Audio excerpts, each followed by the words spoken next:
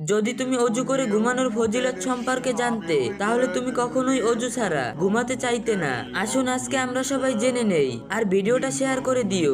যদি কেউ তোমার মাধ্যমে এই হাদিসটি জানে তাহলে সেটি হবে তোমার জন্য সদকায়ে জারিয়া।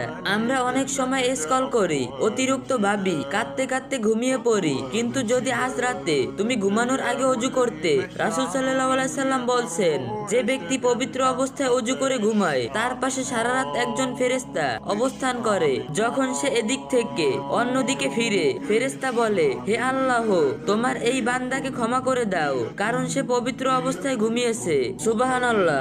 একজন ফেরেশতা সারা রাত আল্লাহর কাছে তোমার জন্য ক্ষমা প্রার্থনা করে শুধু এই জন্যই যে তুমি অজু করে ঘুমিয়েছিলে।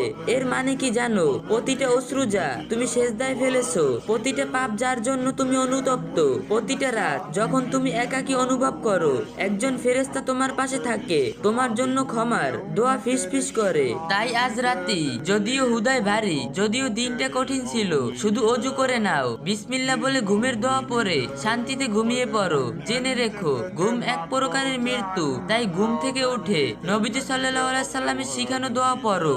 আলহামদুলিল্লাহিল্লাযী আহিয়ানা বাদামা আমাতানা ওয়া ইলাইহিন নুশুর। অর্থ, সব প্রশংসা আল্লাহর জন্য, তিনি মৃত্যুর পর আমাদেরকে জীবন দিলেন এবং তার কাছেই আমাদের প্রত্যাবর্তন। যদি ঘুমের মধ্যেই মৃত্যু হয় তাহলে পবিত্র অবস্থায় মৃত্যু হবে ইনশাআল্লাহ। এর থেকে শান্তি আর কি হতে পারে? ভিডিওটা শেয়ার করো। যদি কেউ তোমার মাধ্যমে এই হাদিসটি জানেন তাহলে সেটি হবে তোমার জন্য সাদকায়ে জারিয়া। ইসলামের যে কোনো বিষয় সুন্দরভাবে জানতে, বুঝতে এবং মহাজরুরি মাসালাগুলো সহজে পেতে আইডিটা ফলো দিয়ে রাখুন। আর যে যা পারেন একটু বেশি বেশি কপি লিংক করে দিয়েন।